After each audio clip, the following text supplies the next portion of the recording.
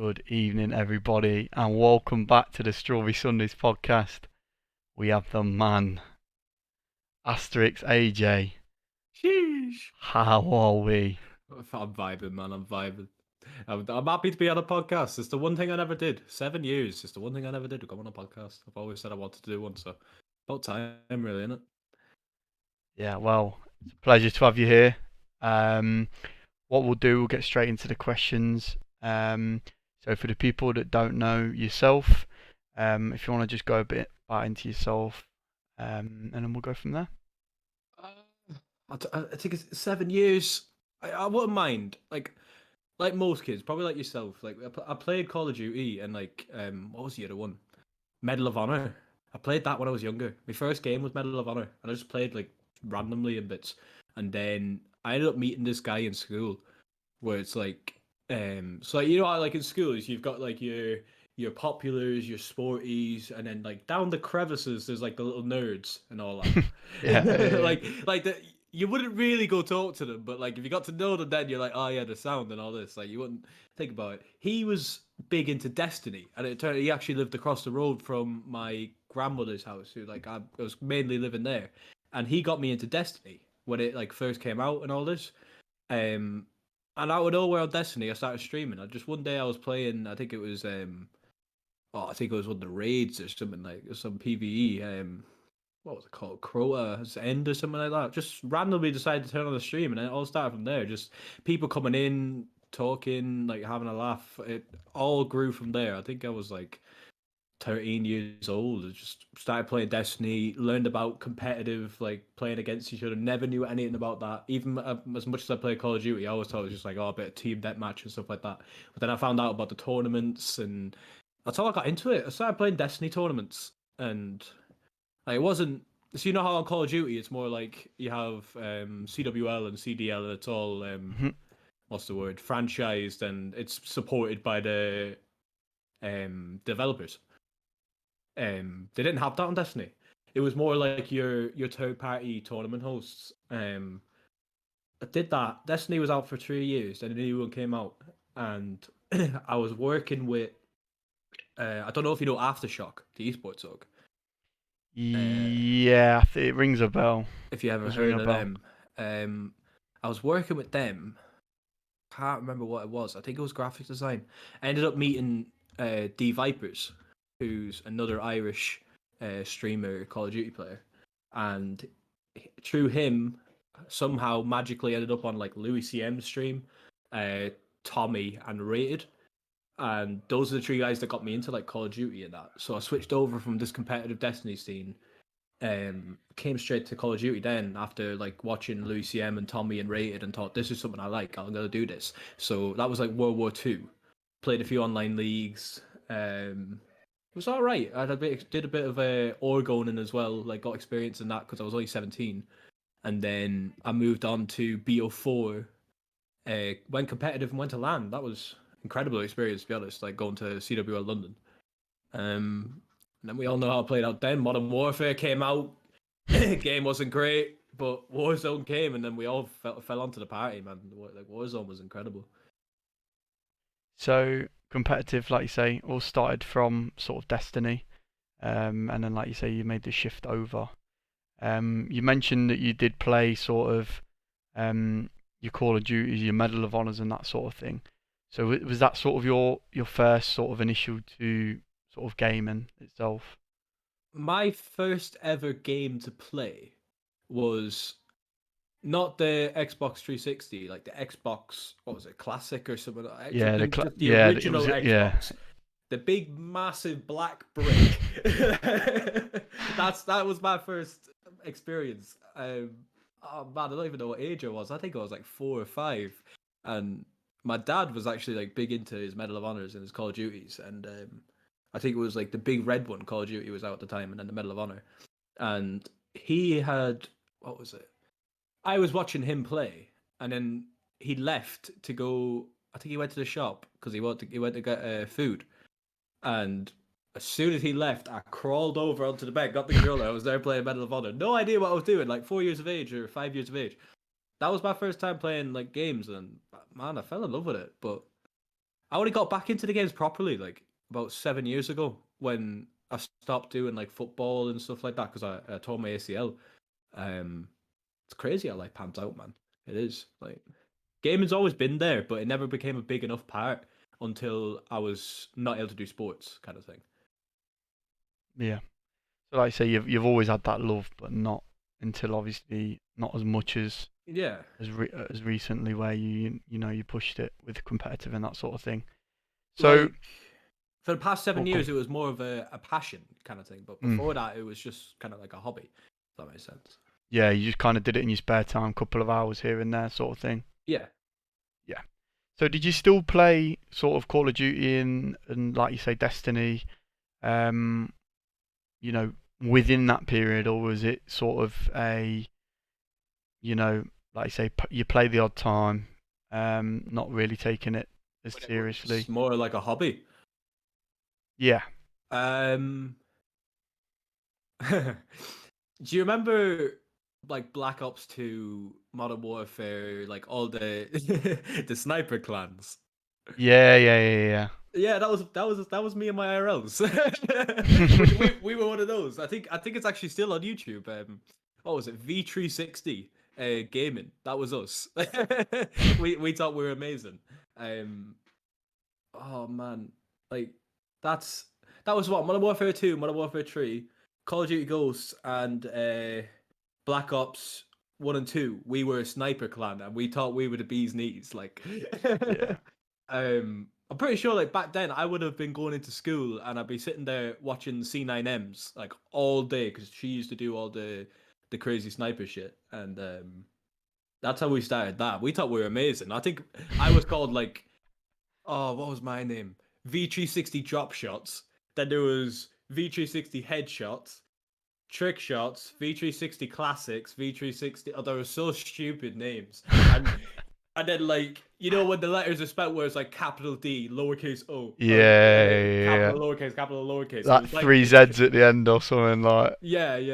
It's Yeah, like well, HOTTZZZ or something like that, man. And yeah. no, it was mad.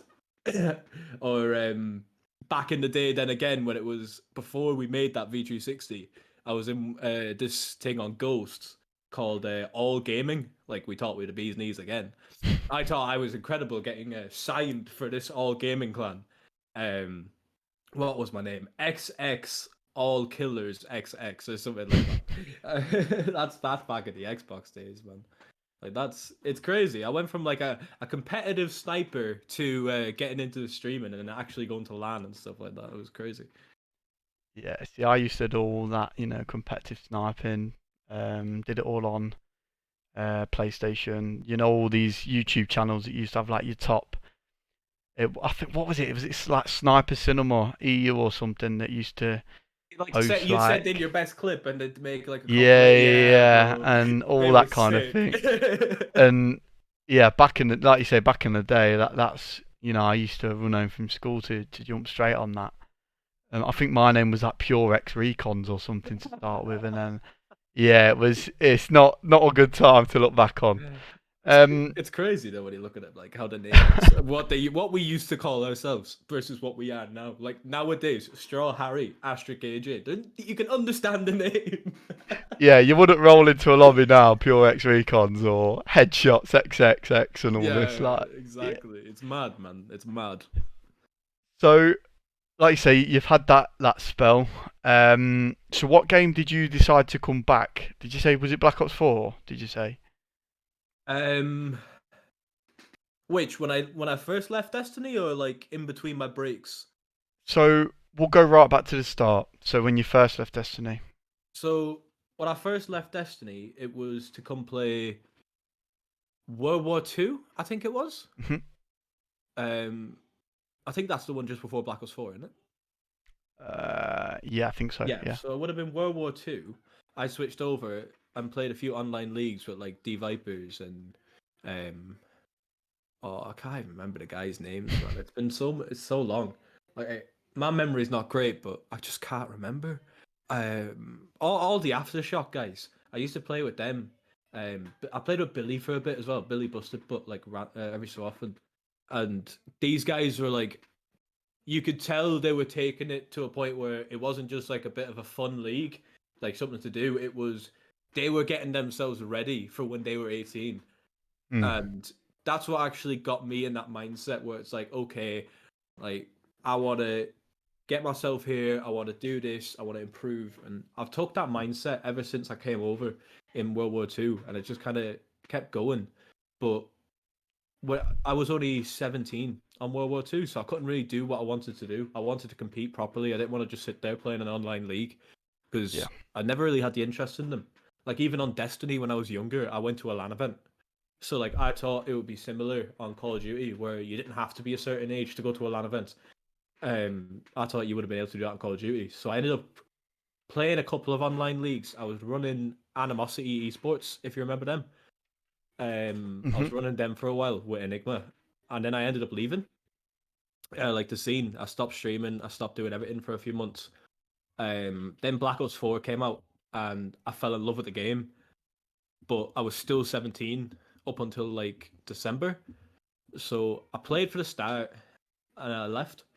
But I came back then when I turned 18, as soon as I could start doing pro points and that, and I went to, I took it 110%, like I put everything into it, and I went Mm. to LAN. Um, Honestly, I probably wouldn't do it again. I probably wouldn't go back and compete and put myself through the stress of scrimming and watching VODs and all of that. But I'm glad I did it because that LAN event was just an experience and a half, man.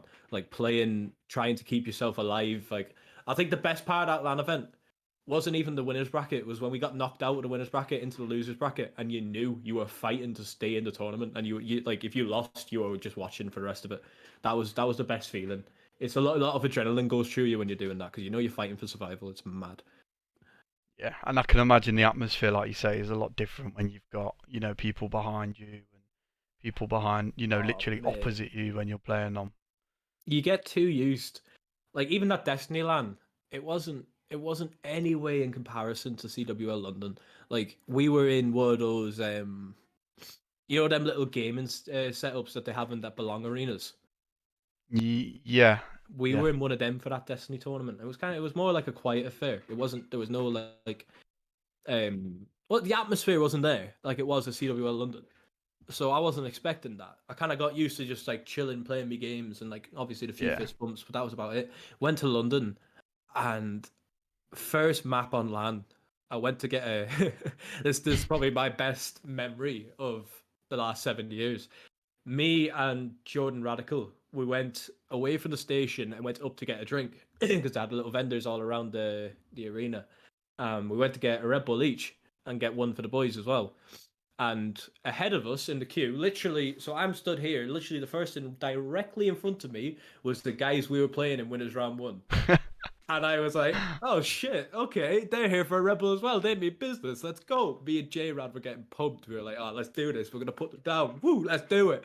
Next minute, all you hear coming out of his mouth when he gets to the vendor, he's oh, can I get 2 Copperbergs, please? I was like, what? Me and Jordan sat there, we were like, yeah, we're getting water. We sat there and laughed our way through that These first guys map. mean business. Straight Copperbergs. Bro, they were straight on the bevies. I don't even remember what time it was when we started. I'm pretty sure it was early.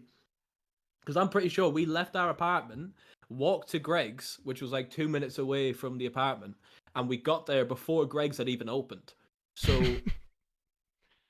So yeah, and that then we is walked that. across to Olympic Park to get to the Copper Box. It was that early, and they were getting on the bevs already before their winners round one game.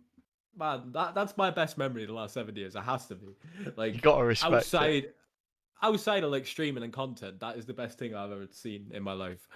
It's So, do crazy, you man. know when you were playing Destiny and you competed and that sort of thing, and like you said, you made that switch over? Were you aware Yeah. of sort of the scene, the COD sort of competitive scene, or was it something that you were introduced as you sort of started to love the game? I was aware it was there. Like, you know how I was saying how Destiny wasn't really supported by the developers, it was more third Mm, party tournaments. Like your Warzone ones where it's like GG Gaming League or I could rhyme like yeah. 50 tournaments off, but it has no support from Activision. I was aware that there was a competitive side there, But I didn't realize how big it was. I didn't realize it was these massive, like, I never knew COD Champs was a thing. I never knew nothing about, like, CWL, Anaheim's, any of these. I never knew nothing. I thought it was just little MLG tournaments, like third-party tournaments, where it was just you went on and had a bit of fun and played them.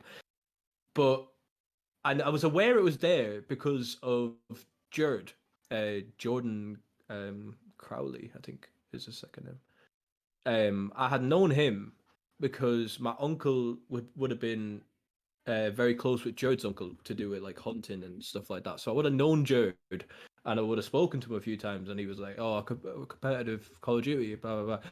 I kind of brushed it off, but then when I got into it more and more throughout World War II, I was like, "God damn, that's crazy!" I was like, "I've Yeah. never seen something like this before." Like it was mad. I didn't think it was as big. Like I don't know, man. It's crazy. I just fell in love with it then. Have you? So, like you say, it was sort of World War Two then that you kind of found like Yeah. champs and whatever. Have you actually gone back and looked at like the old Call of Duty champs at all, or? Oh, there was a period in the off season of World War II where I sat there and I went on YouTube and I think I watched every single tournament over the space of like a month that has ever been on in Call of Duty. Yeah. I've watched them all. Like I wouldn't have watched them to the point where I'd be knowledgeable. I could like rhyme off different things, but Yeah. I'd be aware of it. Like I've watched it all to see what I was getting myself into when I turned 18, and I was just like, nah, this is something I have to do, man. Like Yeah. I put 110% into it after watching all that stuff. It was crazy, especially seeing how far it went. Like from Black Ops 2, even when I was just a little sniper, trick shotter, drop shotter person, and and I'm watching clips of like Farico winning COD champs, and I'm like, yeah, I need to do this, man. I need to give this a go. This could be me. No, definitely, definitely. So obviously, let's get behind sort of the name, where it all started. What sort of, like you say, you've had all these funny names with the triple Zs and the lowercase, capital, capital, lowercase, all this. Yeah, So what sort of pushed you to kind of obviously change that to asterisk AJ? yeah. So it was V360 drop shots for years, and I'm not gonna get over that. there was a night where we were all sat in a Discord call, all the Destiny crew that I used to play with, and I used to speak to quite a bit, like people like Triple Rex, Sir Demetrius, Flanker, Ozzy, people like that, and then just a few of my own mates, and they all had nice names. Like it's Ozzy, Triple Rex, Sir Demetrius, Flanker, Walla. Like they were all normal, clean, like clean. That was what we were saying. Yeah. It's a clean name, bro. I remember Poshy actually joined the call out of nowhere, and he just goes, "Yo, AJ," because they all called me AJ anyway. Yeah. Because they knew what my name was. They just called me AJ because they were never saying yo drop shots. Most people actually used to call me Drop, but Poshy just comes Yeah. in out of nowhere and he's just like, "Yo, AJ, you need to get yourself one of those clean PSNs, man." And I was like, "What?" "Yeah, VJ60 drop shots just ain't cutting it, dude. You need to get a clean one." So next minute he sends me a PDF. I shit you not, a PDF like you would send a CV out on of just a big list. And I mean it was about 4 pages long of clean PSNs that were like free and available to take. And one Mad. of them was it's asterisk. So it wasn't even asterisk AJ at first. It was it's asterisk. And I was like, huh, that looks nice. A Yeah. for asterisk. A for Aaron. I'll take that one. And it started off at it's asterisk. And then it stayed like that for a bit. And the only reason I changed it was because when I was getting my branding done back in jeez. It would have been World War II when I was still called this asterisk. I was going getting my branding done because I was getting a bit of traction as a streamer. Nothing in comparison to what happened this year when I took a full time and switched to Warzone. But I was getting a bit of traction. Like I went from when I moved from Destiny to Call of Duty, I like on Destiny I was kind of hitting your triple digits every stream. Like no matter what I was doing, I was on triple digits. I could have had partner at one point, other than I was 15 and you need to be 16 for partner. they weren't allowed partner people that were 15 at Yeah. the time. So then when I moved to Call of Duty, I kind of lost the entire like community. I had to rebuild, and I was sitting there on less than 5 viewers most of the time. But then it started getting a bit of traction the more I was playing these tournaments and more I was playing S&Ds, Chals and stuff. So I said, all right, let me go get some branding done. Let me like reinvigorate the stream, redo it so it's like as if it's fresh. Yeah. Because I had the same branding for 3 years, and let me tell you, it was shocking. It was something I did. I did it on Paint. Like it got me by, but it was terrible. And I had went to a designer, called Sam Arts. Most people actually know him. I'd went to Sam because when Sam first got into things, I had an org, well, not an org, a Destiny clan called Electo PvP. Some Greek god or some, I don't even remember. But Sam had come into graphics design, and we took him into the clan and gave him like a platform and support to kind of grow. So I always worked with Sam ever since then because I knew him. He was my guy. Yeah. I knew what he was capable of, and I've known him since he first came up. And he kind of looked at me and went, "I can't make you a logo that's gonna look nice." I was like, "What you mean?" He's like, "Because every A looks the exact same." And I was like, "Yeah, that's true." And he says, "IA, it's just gonna make no sense. It's gonna look stupid." And he showed me a few mocks. And I was like, "Nah, this looks dumb, Yeah. terrible." So then Asterisk AJ came along out of nowhere. He was like, "What's your initials?" I was like, "AJ." He's like, "Right, get rid of it's, put AJ at the end. That's what everyone else does anyway." I was like, "All right." So that's where Asterisk AJ came along from.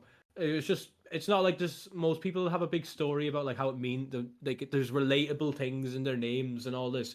Mine's just simply one person told me to change my name. I went, "I'll take that one." Another person told me to edit it, and I was like, "Yeah, sure, why not?"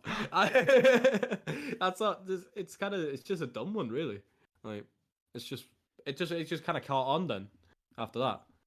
No, but like you say, a lot of people, go through that transition of changing their names and that sort of thing. And clearly you found the correct one, like you say, with your branding and that sort of thing. Oh, And I pure think luck. that's quite important. What- Pure luck that I found it. I did do nothing to deserve this. So let's go on to sort of your end of your competitive sort of Call of Duty side of things. So did you decide sort of when Warzone came out that Warzone was obviously the next step and sort of left competitive there?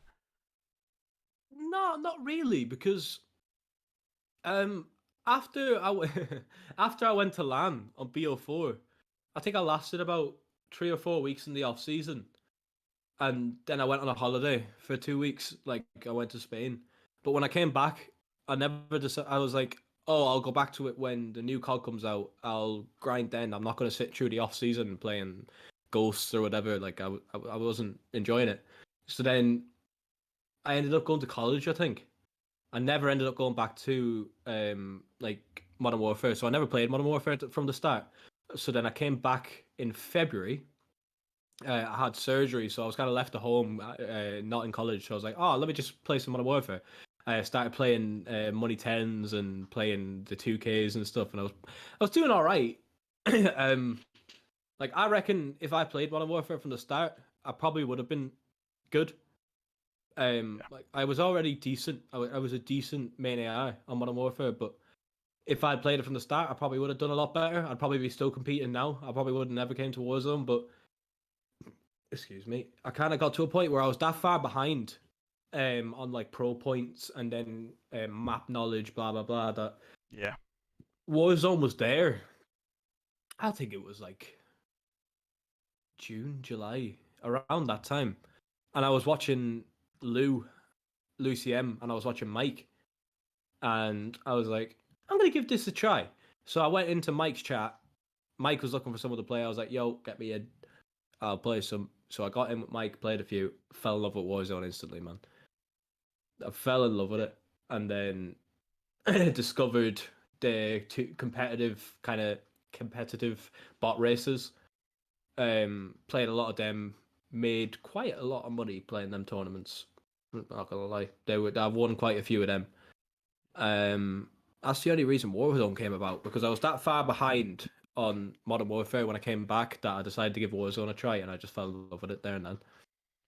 Yeah, I think like you say, even with competing, I've never really took competing proper seriously myself, but you know, I can understand that people end up with like sort of your 10k pro points or 12k pro points, and if you're coming in fresh, people are always going to pick up the people with the higher pro points for stuff like seeding and that sort Yeah, of yeah, thing. yeah. It was a lot of So that. It was a lot even of even with that, you're behind already, aren't you?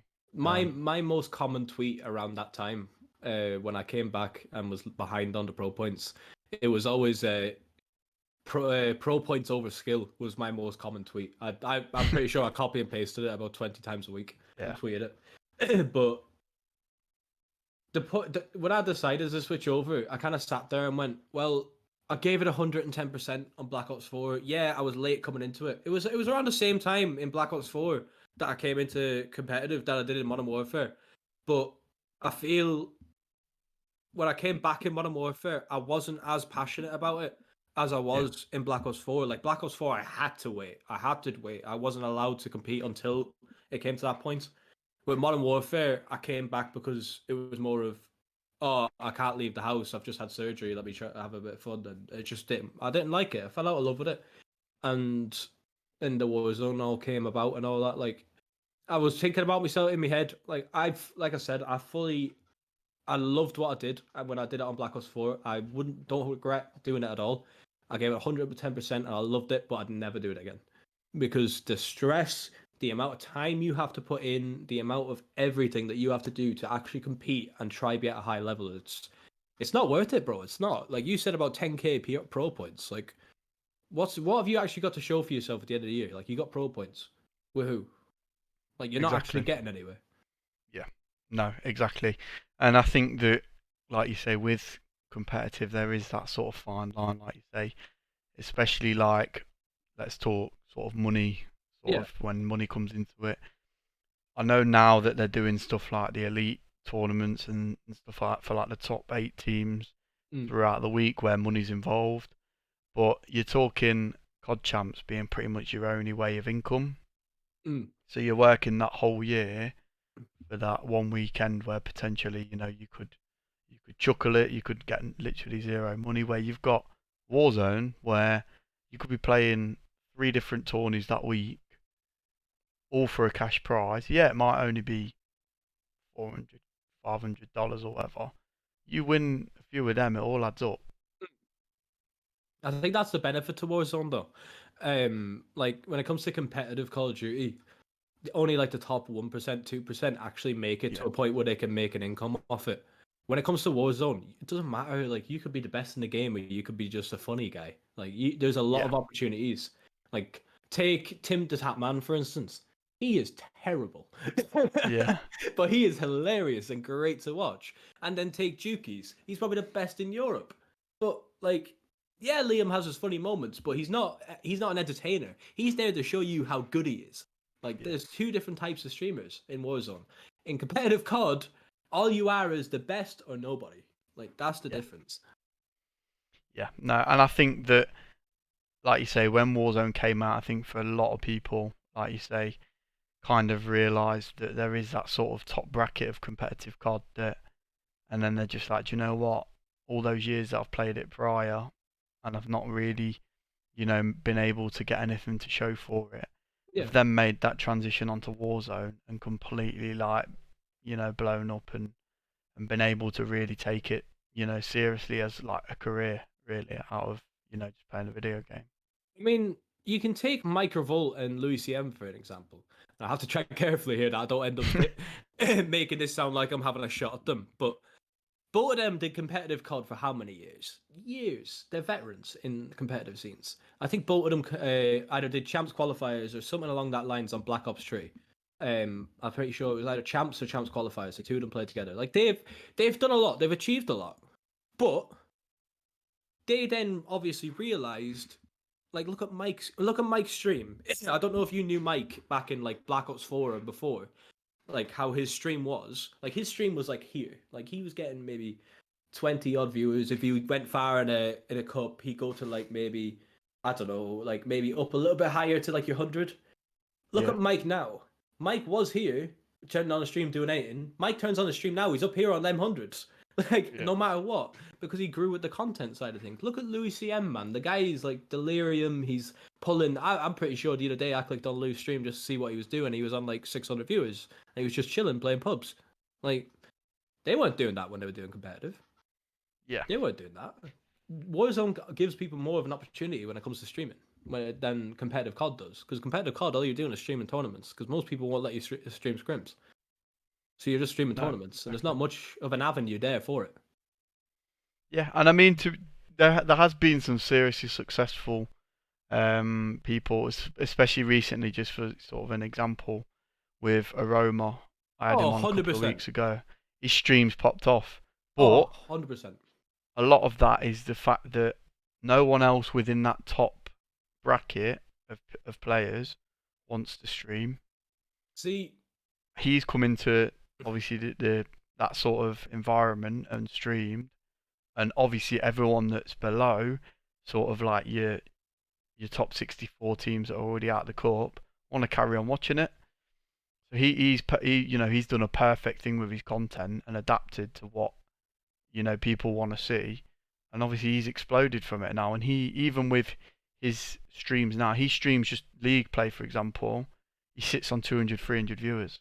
yeah, but if you think about it, how many other people, other than obviously Gabe, Luty, and who else is it? Zero, in that EU competitive side of things, who else of them actually would be able, not like forget do it, would they be able, should they want to, have a stream where people can go in and both see good gameplay and have a laugh in Yeah, competitive EU?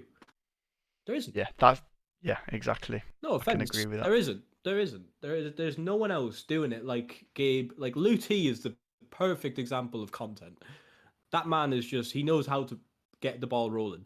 Gabe did it perfectly. I said this to Gabe. Gabe used to like stream. I met Gabe on World War II when I came over. I used to play all these tournaments with Gabe and been good friends with him ever since. And I said to him at the start of this year, I think, or the start of last year, just before Warzone, just before Warzone came out, I said to Gabe, I was like, "You need to stream, man. Like, yeah, you're annoying. You're very annoying, but you're funny. Like, you would be good as a streamer."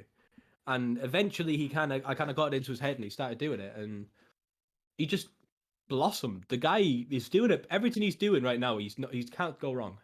Everything he's done, I could sit in his stream. I don't watch streams. I might click in to say, I don't know, one of the boys stream for a minute, go like, yo, what's up? See what happens in the chat, say hello to people, and then I'll be gone in the space for like 2 minutes. Yeah, I genuinely, nothing to do with their content. I get bored. I can't sit there and watch a stream. I could sit there and watch Gabe streams if he's playing League Play or whatever for hours. It's just hilarious. The vibes that he has flowing, like the music, like the perfect thing he's doing with all these his banger requests, where he's getting people in chat and interacting with chat for music, and that's his thing. Gabe's there for the bangers, like he's there playing music, vibing. That's his thing. yeah. He's done it perfectly. Gabe's a perfect example of it, but there's not many of them in it. Where you could go to Warzone, I could pick about 20 off the top of my head that are doing it amazingly because it's more of an opportunity there. No, exactly that. So when you were sort of competing in your Warzone tournaments, and I know you mentioned sort of that you were able to kind of pursue it, sort of full time in that way in terms of really pushing these tournaments and really pushing your content out. Yeah. What was the sort of feeling when you kind of realised, you know what, I can actually really, pursue this as, sort of a full time, you know, avenue? Um, I was sat when I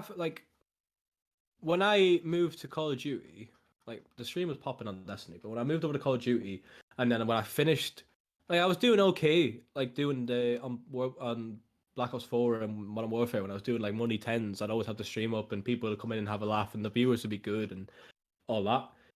When I came to Warzone, like people were actually watching my stream because they were enjoying the content and they wanted Yeah, to interact with me. Whereas when I was doing these money tens, like realistically, people were coming in to see, oh, is he gonna bottle it or whatever? Is he gonna lose? Blah blah blah. Yeah. Because it was kind of like I kind of made a joke out of myself, and at one point, and then it kind of just ran on to the point where it became a meme. Like, would AJ be knocked out of the 2K by 2 o'clock or something like that? Would he be knocked out by 1 o'clock? 2K started at 12. If it would he be knocked out by 1 o'clock, 2 o'clock? I said it once joking, and and I lost after saying it in the first round. I got rounded after saying it, and it just became a meme after that. And people were tuning in. Like I could be sitting there in winners round like one, or round one or round two of a 2K, like only like 1 or 2 o'clock. I could be on like 100 viewers, and it was just people trying to see did I bottle it. Like it just became that much of a meme. Like the stream was popping from it, but it was just more like people were just there to kind of see, oh, could they laugh and see if he loses. Yeah.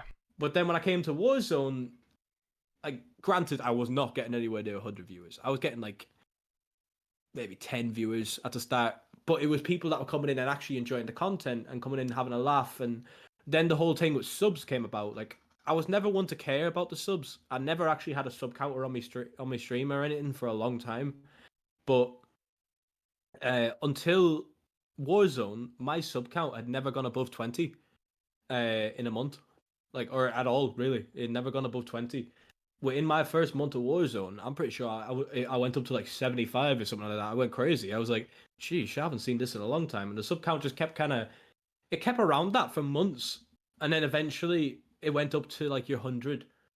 And then it just kind of went mad from there. And I got to the point where I was working 60-hour weeks, coming home, still putting in the graft on the stream. And I was exhausted and I wasn't enjoying my job. And I wanted to give this a full-time thing. So then my dad actually gave me the opportunity with work where he was able to get me like I moved in with my granny kind of thing. So I got paid with the COVID payment. I think you like call it furlough, is it in England? Yeah, yeah, yeah. Yeah, so I was getting that every week. So I could like still have money to support myself and pursue this as like a career. And I did it. I started in January, and within that first month in January, like I was only going to do it for the month and see what happened. Within that first month, me and Coyle won the 2v2 turn up. We beat like the best in the game, like rated Jukies, all these people. And then like my sub count flew up. It was on like my highest ever. It was like 200 and something. The viewers were popping. Like it went from averaging maybe 10 if I was lucky to 20, 30 viewers a stream. And then tournament days, it'd go up to the 100 point. Like I felt like I was back. Obviously not as successful as I was in Destiny, but I felt like I was back on that kind of wavelength where I was close to where I was and I could get back to that. So come the end of January, I kind of sat there with my dad and I showed him it all and I was like, I think I might pursue it. I think I could actually have a career out of this. So that's how that all came about. It was just the incredible support in the Warzone community that kept me about, kind of thing. Yeah. No, I must admit, the sort of Warzone community, especially when I was playing. I still play a bit here and there, but obviously my main focus is sort of the podcast now. Yeah. However, when I was playing, sort of like your tournaments, and I mean these weren't any big tournaments or anything like that. These are just small tournaments. And even then, the support that you get off people. Like I had a raid from Jukies. I had a raid from Mutex. Mm. Little things like that you sort of like that raid was like 2019 of March or 2020 of March. Can't remember off the top of my head, but that stayed in my head for the You never experience and forget how I those things, felt, man. and You never yeah. forget those things. It's crazy. And I just think that the Warzone scene, especially back then, like I say, I don't really play as much now, but was so much more connected than your sort of standard competitive sort of scene. 100%. 100%. Especially with it being, like you say, the same people. Like you say, you were playing against the best of the best back then, and playing in those tournaments and beating them and whatever. But they're still the same people that are playing in those tournaments now. Well, a lot of them anyway. But you still see your Dukies, your Aiden, your Rated. Those players are still there, still hitting finals, still doing a madness. Yeah, Crazy. Oh man, Um, the the Destiny community, yeah, it's like how supportive the Warzone one is. It's the Warzone community is the closest thing I've seen to the Destiny one. The Destiny yeah, community was the most loving, supportive community. Everyone helped each other. There was no bad blood with anyone. Everyone was supportive. Like we had that circle that we had. We'd all help each other get to that level where we could apply for partner. So say if I finished my stream and then say you finished your stream, both of us would go host this next guy to get his viewer count up and the whole lot. Everyone supported each other, man. It was crazy. And the Warzone community is the closest thing I've seen to it. The Warzone community is incredible. Obviously, you're gonna have your little weirdos because it's Call of Duty. Like everyone, well, even any game's gonna have the weirdos in it, yeah. really. But the Warzone community is incredible, and I'm glad I got a chance to be a part of it and got to meet so many people. So let's go on to the sort of final couple of questions. So we've got two final ones, and then obviously the surprise question. I don't know if I like Um, surprises. so, if the best person that you've worked with, whether that be when you played in Destiny or whether you played in Call of Duty, who was the best person you've worked with within the scene and why?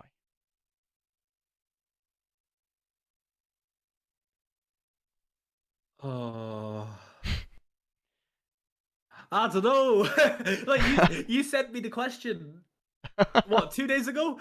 Or 3 days Yeah, ago? I read it. I was like, this is gonna cause some controversy. Someone's not gonna be happy. All right. Can I split this into two senses?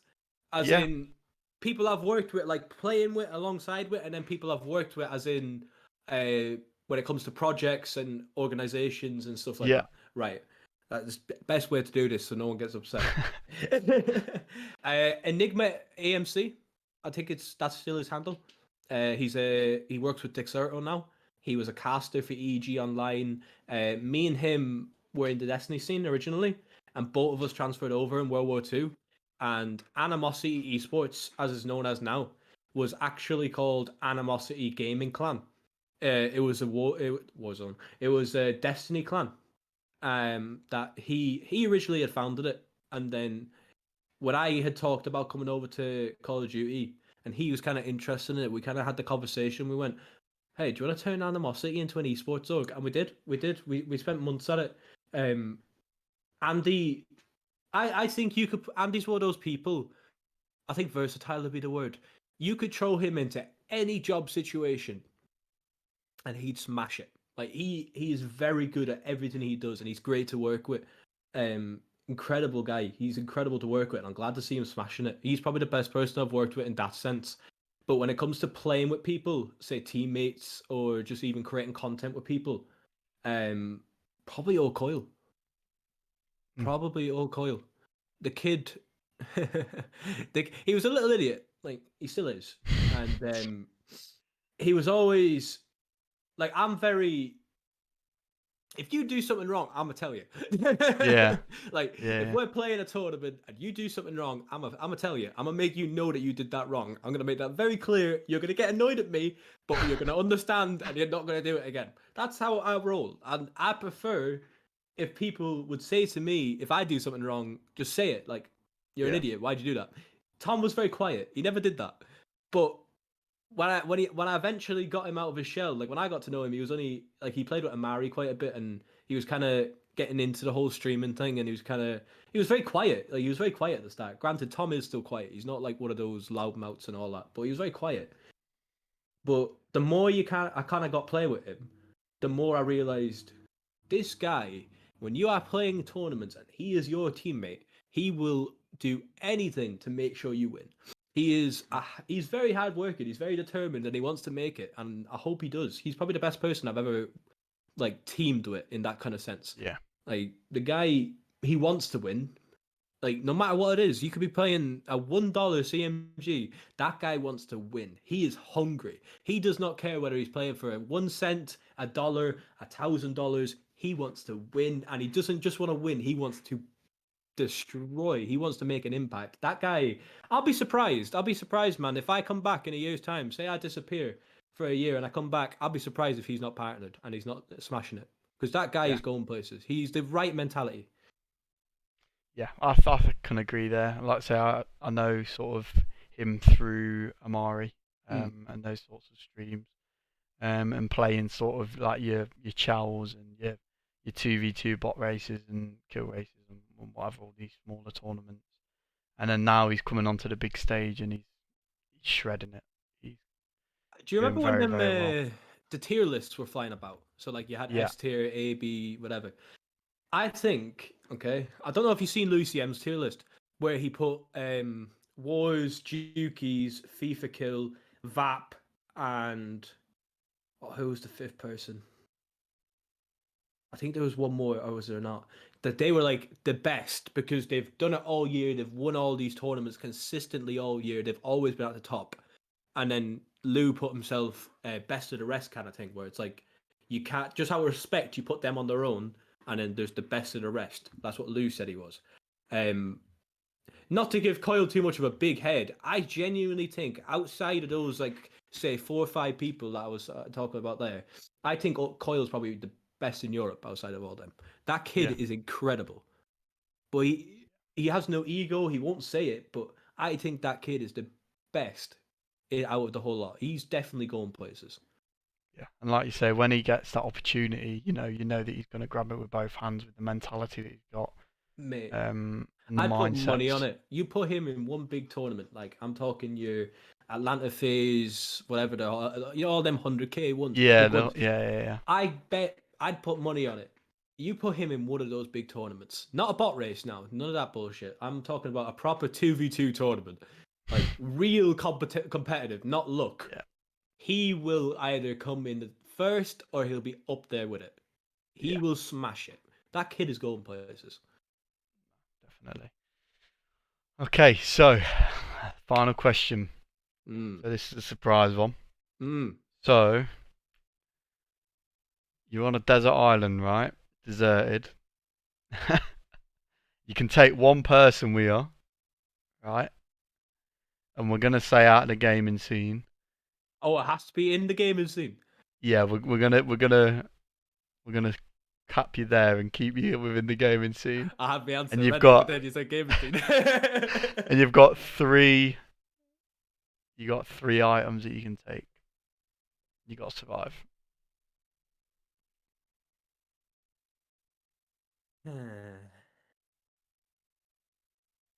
Is the water drinkable around the island?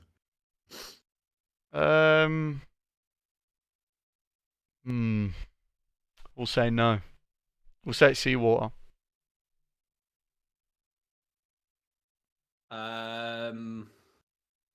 Right. I'll do the 3 things first. Seeds for trees. So you'd always have wood, and then you can get your apples and all that shit off the trees. Those type of trees. So that's your nutrition, and then you can build your shelter. I'd bring a water filter, so I could get buckets of the seawater, pour it in through the water filter, and then I'd have fresh water to drink. And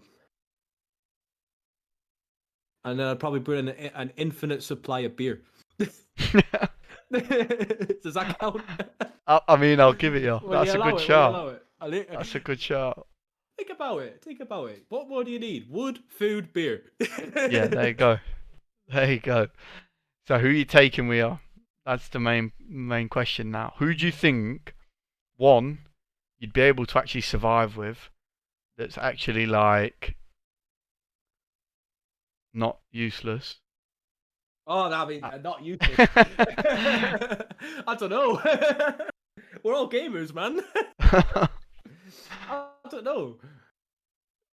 I suppose, like, you've got to give a smart answer here, really, haven't you? You've got to be like... You've got to pick someone that you think, like, when you talk to him, you think, what? It's got to be a female, though. It's got to be. You've got to repopulate and, like, build your own, like, civilization. You've got to repopulate. You can't just go, like, one way and die. Yeah, I think that's cool. So it has to be a female. Oh man, I don't know. Who would be the soundest, and who would I have kids with that'd look good?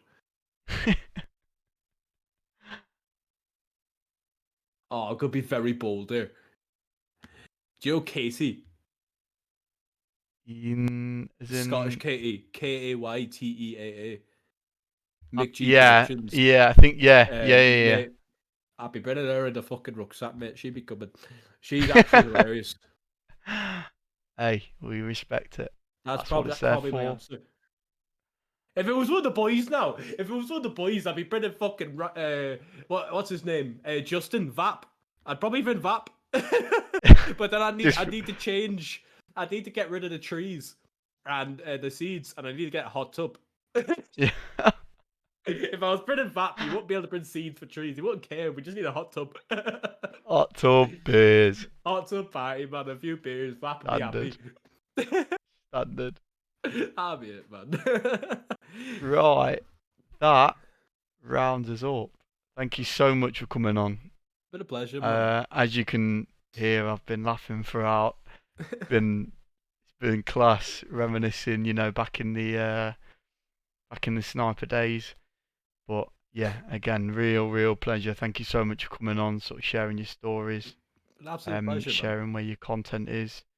And yeah, really appreciate you coming on. Thank you again, though, all the support in the chat, all the new followers. I'll upload this episode on to Spotify and YouTube as well. So yeah, go show the love, and obviously go show AJ their love as well. Right, peace everybody.